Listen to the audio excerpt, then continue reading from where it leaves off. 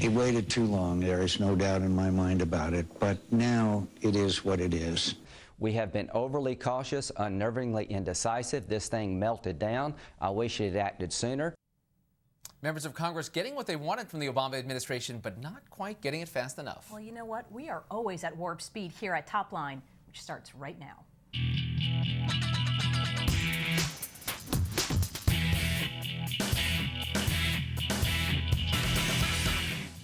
Hello and welcome to ABC News Top Line. I'm Rick Klein. And I'm Amy Walter. Every day at noon Eastern, we're right here bringing you the latest in politics quite promptly, as Amy points out. It's twitter.com/Rick Klein, twitter.com/Amy E. Walter. Amy, what's got your eye today? Well, first, the fact that it's the first day of spring. Happy Spring Happy Day. Spring and it's my favorite season, just to let you know that. All right, we're going to start off where our two senators left off on Sunday. Libya Lip. All right, Congress is none too happy with what it is seeing in Libya right now. Republicans are saying, as you just saw, the president's waited too long, isn't defining the goals for the American people. And some liberals are saying the president overstepped his authority by not asking for congressional approval. Rick, the good news for the president right now is that Congress is on recess. So he's got another week before these guys come back, and maybe we will no longer be in active military operations there, but we really don't know what's going on. But these are real questions for the administration to ask. Candidate Obama was a big proponent of going to Congress to get any approval for military action. It's much different when you're on the presidential side. Even reports that some liberals are asking, isn't this what we talked about when we talked about impeachable offenses? Wow.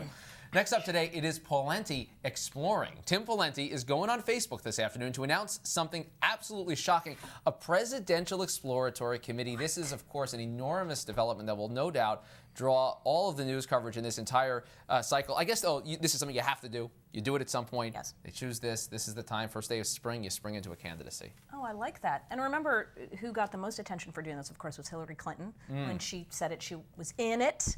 And she asked she was in it to win it, and that she wanted to chat with the audience. Remember, she was sitting on that couch and everything? I'll be very curious to see Tim Pawlenty, who has been known for some charm deficiencies. We'll try to do that here. All right, next up, Benedict Manchin. First, the senator from West Virginia, first-term senator, hammers Obama for failing to show leadership on the budget. Now, he is wielding a bitter club. He's threatening to vote against increasing the debt ceiling unless it's paired with a long-term budget solution. Joe Manchin, of course, up in 2012, and we'll be curious to see if some of the other 2012 moderates, those people who are up next year, follow his lead, people like Claire McCaskill from Missouri, John Tester from Montana. And I've said it before, he is replacing Ben Nelson as the most interesting Democratic senator because he'll do things like this, making this is actually significant when you talk about the debt ceiling because you don't want to see Democratic defections. You know you're going to have Republicans having a hard time with this vote. So this is actually a big statement from him saying nothing until there's a long-term solution. And finally today, it's the water's edge. You know the phrase, but Sarah Palin is saying now that she wants less dithering and more, quote, decisiveness. And she let the world know about this while she was at a paid speaking engagement in India. Of course, in India. It's your criticism for the president. It does raise that question. There was a time where you used to talk about politics and foreign policy, in particular, stopping at the water's edge when the president is abroad. That is not going on right here. Yes. Has she ever followed the rules of anything? No. So why would she? We would not expect that from her here. Well, it is a lot of things today. First day of spring, 5th birthday of Twitter, and it's also the first birthday of the health care law, which got its House approval 1 year ago today. Here to talk about it is Neera Tanden of the Center for American Progress, who was in the Obama White House and involved in the negotiations and the final passage around all this. And Neera, first off, when you think about 1 year in, is it a sweet day? Is it a bittersweet day? What's your reaction now to the Obamacare 1 year in? Well, I think it's obviously a sweet day because the law is actually delivering benefits. So it's a great day. I think it's unfortunate that there's been so much partisan give and take around the bill and that it continues to this day. But I think over the long haul, this bill will be seen as a crowning achievement for the president, and that's why he's going to defend it, and he will defend it in the budget negotiations going forward. So, Neera, let's talk about the long-term and short-term. Clearly, in the short-term, the immediate short-term, Americans seem to be saying that they're not seeing the immediate benefits. More people in the most recent Kaiser Foundation poll saying that they think that it's either not helping at all or is actually worse for them or is making things worse for them and their family.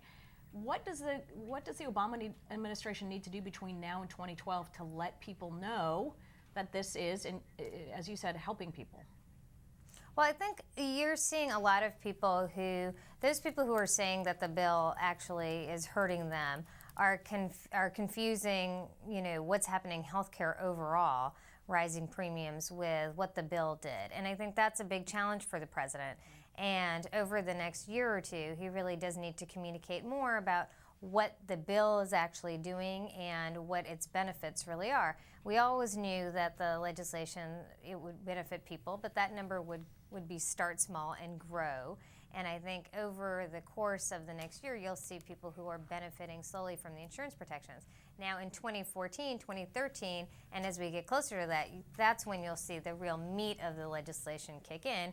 And that'll be around the time the president is running for re-election. He's going to have to make the case about how the law, where it's actually providing health insurance to people who don't have it, how that's a real benefit to people. That's going to happen in a year or two, and that's what we have to wait for.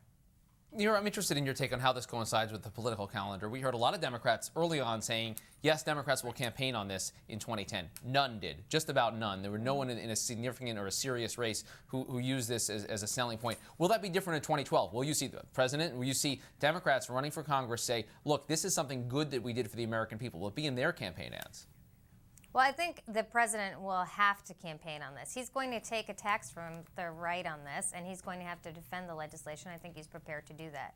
I think what's been really interesting is that you heard Republicans all through the election cycle talk about repeal and replace, and how they have their own ideas to replace the health care bill, and they've offered none of those. And I think over the next year, when the Republicans attack the president for this bill, he's going to put it to them and ask them what their ideas on solving the healthcare challenges people are facing.